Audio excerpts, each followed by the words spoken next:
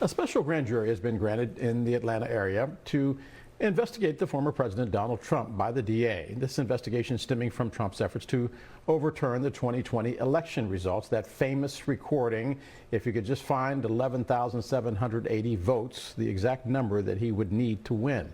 Political commentator Quentin Giles is back with us. And Quentin, the Fulton County DA, Fani Willis, has been working on this investigation for more than a year now. I hear that this could be the case that could actually get him indicted. But the question that I keep hearing over and over again is, what is taking her so long? Yeah, well, I think the DA is being very methodical, right? If you're going to strike at the king, you better make sure that you don't miss. And so I am one that wants swift action. Talk about the tape. We heard him ask Trump ask for the specific number of votes needed to win. But I think what this DA is doing is being very methodical, very strategic in her approach to make sure that she gets the conviction ultimately, because she sees criminal culpability as well. And to that taking so long point, it's going to take even longer. The special grand jury won't even be sat until May of this year. And they're charged with investigating for at least another year. So it's going to be a slow drip, but I think she's doing the right thing and being precise and methodical. All right, Quentin, let me ask the question then. Barack Obama calls up the Secretary of State of Georgia. He loses the state by 11,779 votes, and he says, just find me 11,800 votes. He's caught on a recording. He tells him what to do, how he can explain it. How long would it take the DA down there, if the DA was white, to indict him? Oh, that would have been that night. Like, let's be very clear. We know the society we live in. That would have been immediately. But because we live in a society that continues to be afraid to attack white power, particularly when that white power is trying to disenfranchise other folks in this country who are just as equal and deserve just as much equity and parity, we know that that's where we live. And so I think the DA, again, is just being, if you're going to strike at the king, knowing how the system is set up, then you do it, and you do it right, and you don't miss. That said, this is still Georgia. She has now placed it in the hands of a judge who will wind up being the person that oversees this grand jury, and then that judge will take it to a panel of judges. Why do we think that this is a better way to get this done as opposed to just indicting him now and letting the chips fall where they may?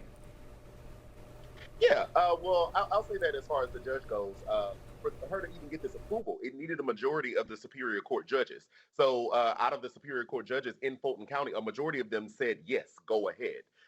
And so I think we can take a little bit of solace of that. Now, why it's a better move rather than just indicting him or going to a regular grand jury and slapping the Trump allegations in between an accused molester and accused fraudster, that's up for the DA. I'm not going to criticize her move. I think that just by watching her career and watching her statements and what she has done so far, I do think that there is a strategy that she has. And so if I had to bet, I'm going to always bet on Black women. And so I'm going to stand by her decision on convening this special grand jury, because I think that she sees it as the best way forward possible. The former president says the system is not being fair to him. They're going after him, and they're going after his children. Does he have a point? No, we should. He and his children have propagated the big lie. He, from my vantage point at least, encouraged, incited, and led that insurrection. His children, his sons, continue to propagate and stoke that lie on Twitter. Now, there's debate on whether his daughter is as culpable or not, but we have seen countless investigations from our girl at Tish James up in New York, shutting down their charity for fraudulent activity, to other cases regarding election interference and fraud with these fake electors in these Republican states that were doing these things to please the king vis-a-vis Trump. So, no, it's not a fair statement. He should be looked into. The allegations should be vetted out. And I say the indictment and the charges should be coming. And finally, before I let you go, of all the investigations, the January 6th investigation that is going on, the one that may or may not be happening in justice with regards to the insurrection, and Fani Willis and Letitia James, which one do you give the most credence to? Only got 10 seconds. I'm going to say Letitia James in New York. That's the one that I see will really hit him. I think Fonnie Willis has a good eye on the prize, if you will. But Tish James, she has proved to be able to take them down once before vis-a-vis their charity, and I think she will prove to take them down in this criminal trial that they have coming up.